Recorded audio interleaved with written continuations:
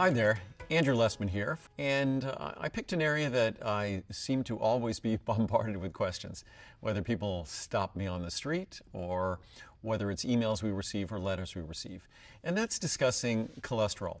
And not just in terms of our products, which I could talk about our Cholesterol and our Choco Nuvo and our oatmeal and oat bran, all of which contain an FDA-approved natural ingredient that helps to lower total and LDL cholesterol, and in so doing help to reduce one's risk of heart disease. There's an abundance of clinical science on those ingredients. That's why the FDA made that decision in terms of this natural ingredient. But I think more importantly, a lot of us don't really understand a lot of what goes on with cholesterol. There's a lot of misinformation circulating that says that no matter what you eat, because most of our cholesterol is made in our body, it's not going to change your cholesterol level, what you eat. Nothing could be more false. I happen to be someone that I could change my cholesterol by 100 points or more simply by what I eat. That's something that's more occurred as I've gotten older, that I very efficiently absorb cholesterol from food, and I don't metabolize it as well as I used to. Things change as we get older. Things change on a cellular level. Things change with our endocrine system. But the simple fact that if you look at cholesterol levels of vegans or vegetarians versus populations of meat eaters, their cholesterol levels are going to be substantially lower. That's the first very clear evidence of proof involving large populations that if we do consume foods that contain cholesterol, it does elevate our cholesterol. So yes, there is some homeostasis and some balance that goes on in our body, but ultimately, if we want to have lower cholesterol levels, we need to consume fewer things that provoke higher cholesterol levels in our body, and that's consuming cholesterol, also consuming certain types of fats that in certain individuals might stimulate the creation or the elevation of our cholesterol levels, things like trans fats and certain types of saturated fats. But again, I'm someone who's not afraid of fats. I love healthy fats, nuts and seeds and avocado, things like that, oily fish. I love the fats in all those different foods. But in terms of cholesterol, so many of us take cholesterol-lowering drugs that we don't think that maybe what we eat impacts our cholesterol level, but it does. And in fact, if we increase our fiber intake significantly, that alone could lower cholesterol levels 5, 10, 15% or more. Eating things like nuts and seeds and legumes, very rich in fiber, oatmeal, oat bran, significantly reduces our cholesterol level absent any other changes.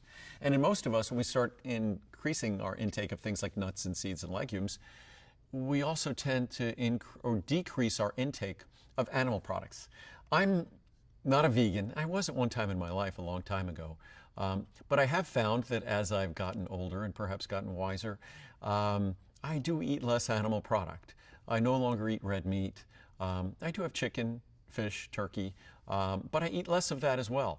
That animal protein I view as sort of a little bit of an assault on our planet. It's not the most efficient way to consume food, and if folks in Asia started adopting our meat-eating habits, our planet would be overrun with the environmental consequences of that. So I think more and more of us are thinking consciously about what we eat in terms of its not just impact on our health, but on our diet as well. But back to the story on cholesterol.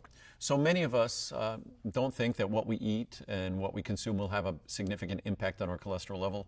The clinical science is absolutely crystal clear. It will. To the extent we decrease our intake of animal products, eggs and dairy and beef and chicken and even fish and things like that, to the extent we decrease that, we will decrease, and it varies by individual, but we will decrease our total cholesterol and our LDL level. To the extent we increase our consumption of fiber-rich foods like legumes and nuts and seeds and vegetables and fruits, and as we substitute more of those in, that will further decrease our total and our LDL cholesterol levels. LDL is the bad cholesterol. The way to remember that, LDL, bad cholesterol, just lousy LDL. So you remember the one that starts with L is LDL.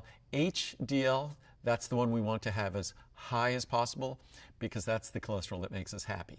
So HDL, good cholesterol, LDL is the lousy cholesterol. So just that helps us learn those things. In terms of cholesterol-lowering drugs, the way the cholesterol-lowering drugs work is they specifically target our body's synthesis of cholesterol, which takes place principally in our liver. And it attacks an enzyme called HMG-CoA reductase. That enzyme, these HMG-CoA reductase inhibitors are called statin drugs. They're things like Lipitor, Zocor, Crestor, there's probably about 15 or 20 of them now. And they all work by inhibiting the synthesis of cholesterol in our liver. They're extremely effective. They come with an extremely long list of side effects, from muscle soreness and tenderness that might interfere with your ability to enjoy working out or exercise, can cause fatigue, can cause mental confusion, all sorts of other issues. You want to have a regular liver function test, liver enzyme test, if you're taking them, just to make sure they're not having an adverse effect on your liver itself. The other thing to remember if you're taking those cholesterol-lowering statin drugs is that when they inhibit the synthesis of cholesterol in your liver, our body's very efficient. The same sort of production metabolic pathway, the same production pathway or assembly line, if you have it that way, the same assembly line that produces cholesterol in our liver, that same assembly line is involved with the production of something called coenzyme Q10. The single most important molecule for energy production in your body, the single probably most important molecule in terms of dealing with the fallout of energy production in your body and your skeletal muscles and things, which is no wonder why muscle soreness is the most common side effect for statin use, or fatigue is among the most common side effects, because CoQ10 is necessary for energy production and necessary to protect our muscles. So when you take a statin drug, just as much as you lower cholesterol, you lower CoQ10 synthesis in your body. That's why it's an absolute requirement, if you're taking a cholesterol-lowering statin drug, that you must take CoQ10. We've been making CoQ10 for 33 years. You don't have to get mine, but you need to get someone's if you're taking a statin drug.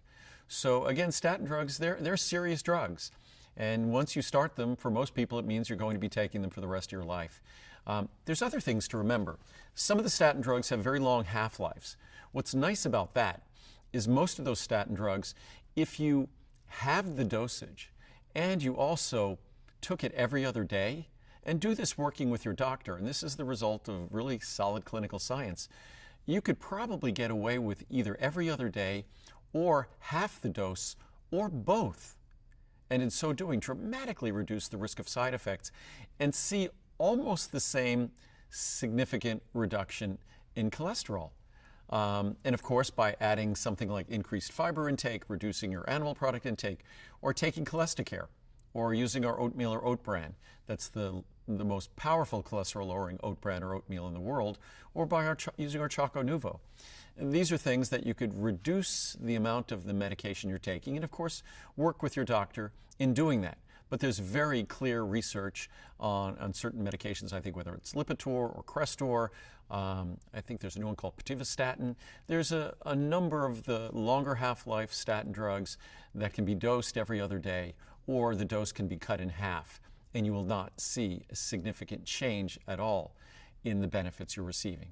And in so doing, you dramatically reduce the risk of side effects, especially if you're going to have to be taking those for the rest of your life. How nice to reduce by 50% or 75% the burden that drug presents to your body and still get the same benefit you need. There's also cholesterol-lowering drugs like Zetia, which you could work with your doctor and perhaps reduce one so you end up taking less of either one. Could be taking them every other day, or could be, and in fact with Zetia, the standard dose is 10 milligrams, but the clinical science says that 5 milligram works basically exactly the same. So no one really needs to be taking 10 milligrams of Zetia. You could be taking 5 milligrams. And you could find the research if you just go to the National Institute of Health the database online. You could find the studies that talk about that. So I really didn't talk about my products very much, except for the fact that if they didn't do what they do effectively, the ingredient in them would have never been approved by the U.S. Food and Drug Administration to lower total and LDL cholesterol and to help reduce the risk of heart disease. So whether it's a capsule of Cholesticare you take with your 2 largest meals, or with, say, you could take with every meal, or whether it's a 26-calorie square of Choco Nuvo, whether it's having, as I do, a small cup of oatmeal or oat bran every morning, If you have the oatmeal or oat bran, you don't need the Choco Nuvo then, you don't need the Cholesterol then. Either one of those products delivers the same active ingredient and the same opportunity to lower total and LDL cholesterol. So hopefully, I kind of ran around the whole place here and talked about the cholesterol lowering drugs and how they work and how to perhaps get better benefits from them and how to balance them using some natural tools as well. Psyllium husk fiber. Psyllium husk fiber, we have a product called Fibromucil. Psyllium husk fiber, like our Fibromucil, when you add that to your Cholesterol or your Choco Nuvo, take them at the same time, it enhances the ability of that ingredient to lower your total and LDL cholesterol. Just as increasing the fiber intake in your diet in general, it will improve your regularity, which is a wonderful thing. It'll also help to lower your total and LDL cholesterol. It'll also help to reduce your risk of heart disease. So these are all wonderful, easy changes that anyone and everyone should endeavor to make, especially at the beginning of the year when we're a little bit more receptive to making those positive changes. In another little wellness video, I'll talk about Muriel's cookbooks, which are the keys to our eating healthy, because we mostly eat at home, and the keys to our eating healthy at home on a daily basis. So hopefully this was helpful and gave you some greater insights into cholesterol metabolism and the role it plays in our good health.